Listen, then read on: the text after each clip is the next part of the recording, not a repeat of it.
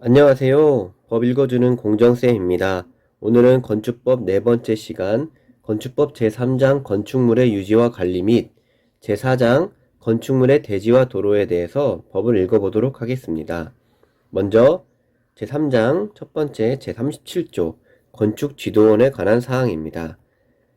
1항 특별자치시장부터 시장군수구청장은 이 법 또는 이 법에 따른 명령이나 처분에 위반되는 건축물의 발생을 예방하고 건축물을 적법하게 유지 관리하도록 지도하기 위하여 대통령령으로 정하는 바에 따라 건축지도원을 지정할 수 있다라고 되어 있습니다. 임의규정이죠. 의무적으로 무조건 지정하는 것이 아닌. 2항 제1항에 따른 건축지도원의 자격과 업무 범위 등은 대통령령으로 정하고 있습니다. 시행령 제24조 건축지도원에서 건축지도원의 업무는 다음 각호와 같다라고 되어 있고요.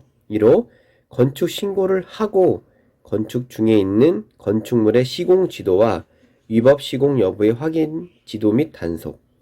그리고 2호 건축물의 대지 높이 형태, 구조 안전 및 화재 안전, 건축 설비 등이 법령 등에 적합하게 유지 관리되고 있는지 확인 지도 단속.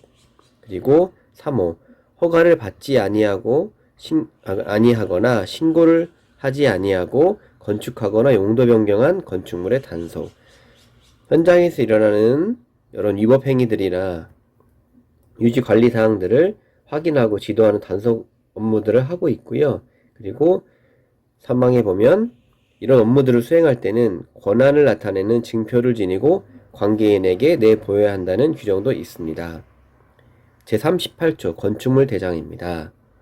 특별시장부터 군수구청장은 건축물의 소유, 이용 및 유지 관리 상태를 확인하거나 건축 정책의 기초 자료로 활용하기 위하여 다음 각호 어느 하나에 해당이 되면 건축물 대장의 건축물과 그 대지의 현황 및 건축물의 구조 내력에 관한 정보를 적어서 보관하고 정비하여야 한다. 1호부터 4호까지 내용 상황이 해당이 되면 건축물 대장을 기록한다는 얘기가 되겠는데요. 자, 사용 승인서를 내준 경우 2호 건축 허가 대상 건축물 외의 건축물의 공사를 끝난 후에 기재를 요청한 경우 그 밖에 건축물 대장의 신규 등록, 변경 등록에 신청이 있는 경우 등은 건축물 대장의 건축물과 그 대지의 현황 그리고 건축물의 구조 내력에 관한 정보를 적어서 보관하고 정비합니다. 그 건축물 대장으로 가지고 건축물의 소유, 이용, 유지, 관리 상태를 확인하거나 건축 정책의 기초 자료로 활용을 한다고 합니다. 2항 특별시장부터 구청장은 건축물 대장의 작성 보관 및 정비를 위하여 필요한 자료나 정보의 제공을 중앙행정기관의 장이나 지방자치단체의 장에게 요청할 수 있고 특별한 사유가 없으면 따르도록 되어 있습니다. 제39조 등기 촉탁입니다. 1항 특별시장부터 시장군수구청장은 다음 각호의 어느 하나에 해당하는 사유로 38조에 따라서 작성된 건축물 대장의 기재 내용이 변경되는 경우 관할 등기소에 그 등기를 촉탁하여야 한다. 그래서 어떤 사항들이냐면 지번이나 행정구역의 명칭 등이 변경된 경우 그리고 이미 사용 승인을 받은 건축물 중에서 사용 승인 내용 중 건축물의 면적, 구조, 용도, 층수가 변경된 경우 3호 건축물을 해체한 경우 4호 건축물의 멸실 후 멸시 신고를 한 경우 이런 경우에는 건축물 대장의 기재 내용이 변경이 돼야 되는데 그때 관할 등기소에 그 등기를 촉탁하도록 되어 있습니다. 제40조 대지 안전 등 이제 제4장 부분이에요. 자, 대지는 인접한 도로면보다 낮아서는 아니 된다. 자, 간단히 살펴보면 자, 대지는 조성된 토지이잖아요. 조성된 토지는 바로 인접한 도로면보다 낮아서는 안 된다.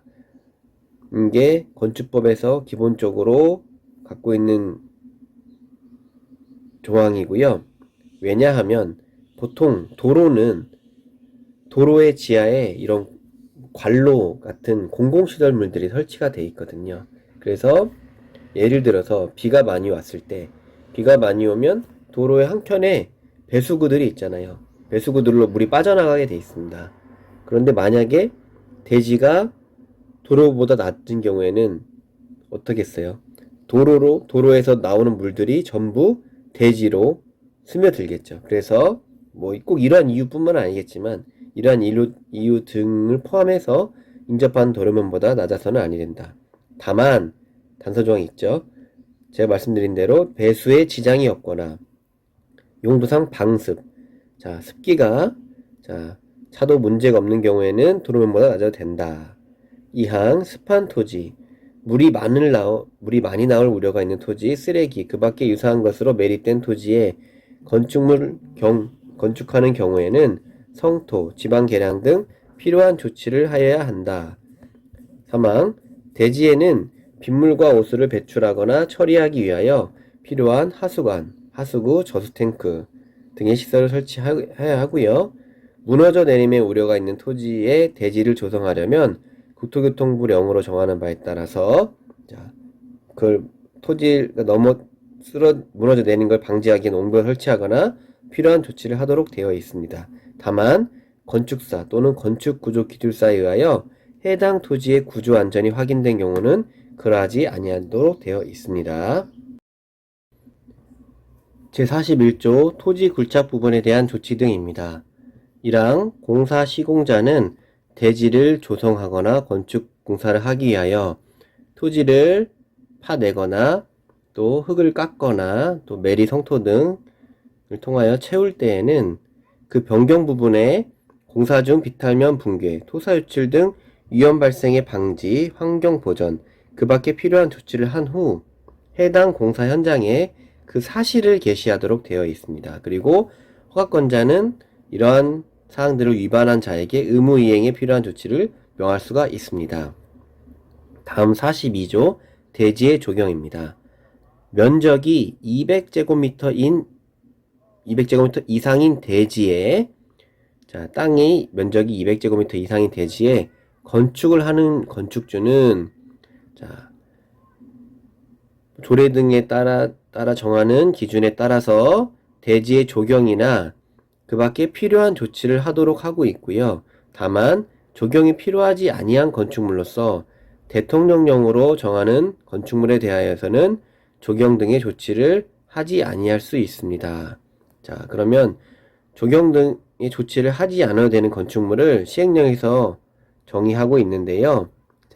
먼저 녹지지역, 용도지역상 녹지지역에 건축하는 건축물, 그리고 면적이 5,000제곱미터 미만인 대지에 건축하는 공장, 그리고 연면적이 합계가 1,500제곱미터 미만인 공장. 두 개가 비슷해 보이지만 2호는 대지의 면적이 5,000제곱미터 미만, 3호는 건축물의 연면적이 1,500제곱미터 미만인 공장이에요.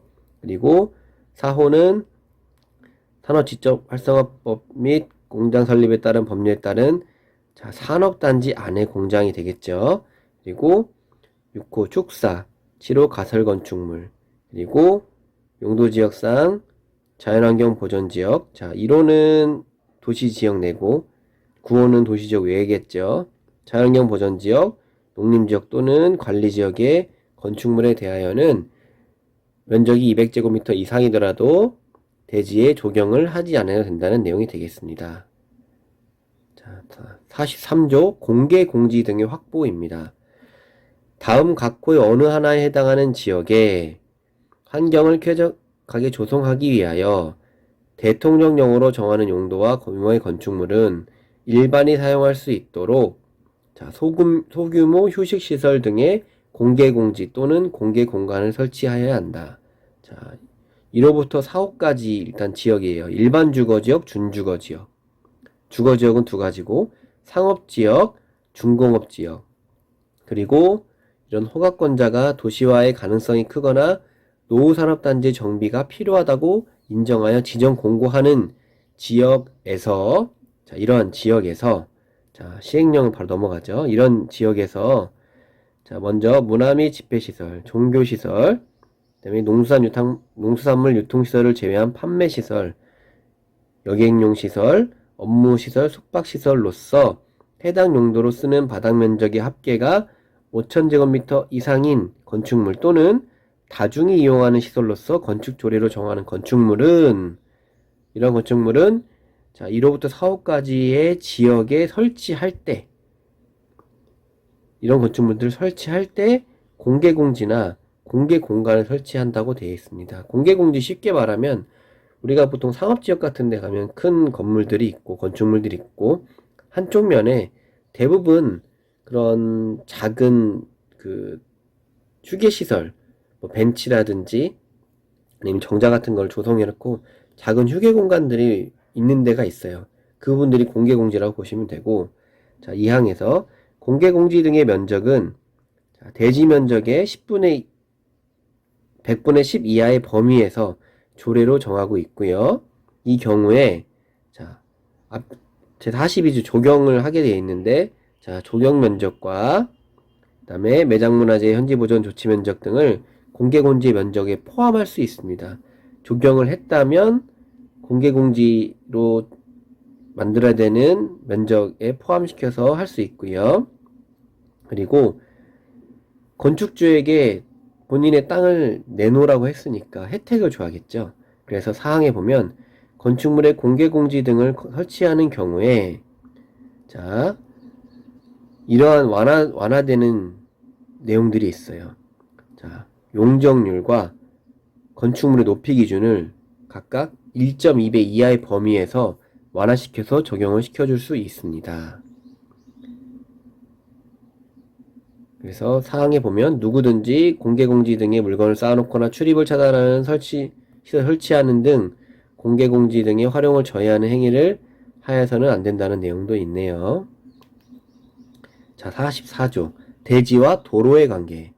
자, 건축물의 대지는 자, 건축물이 세워지는 땅이죠. 땅은 자, 2m 이상의 도로와 접하여야 한다. 도로하고 붙어 있어야 한다는 얘기가 되겠죠. 다만 자동차만이 통행에 사용되는 도로는 제외됩니다. 자, 땅이 2m 이상이 땅의 2m 이상이 도로와 접하여야 되고 다만 해당 건축물의 출입에 지장이 없다고 인정되거나 건축물의 주변에 광장, 공원, 유원지 등의 공지가 있는 경우 또 농지법에 따른 농마을 건축하는 이러한 경우들은 도로에 접해야 한다는 기준을 적용받지 않습니다.